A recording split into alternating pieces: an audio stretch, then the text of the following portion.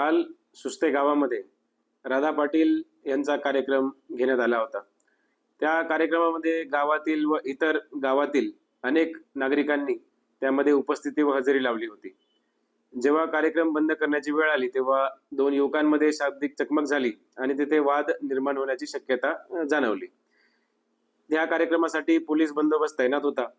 तिथे correct time वरती intervention करून तो जो काही वाद आहे तो तिथेच थांबवला आणि जो कार्यक्रम आहे तो वेळ संपल्यामुळे तो बंद करण्यात आला. या कार्यक्रमामध्ये कायदा व सुव्यवस्थेची कुठलीही अडचण निर्माण झाली नाही आणि योग्य पद्धतीने तो जो काही वाद होता तो मिटवला गेला आणि आता कायदा व सुव्यवस्थेच्या अनुषंगाने शांतता आहे.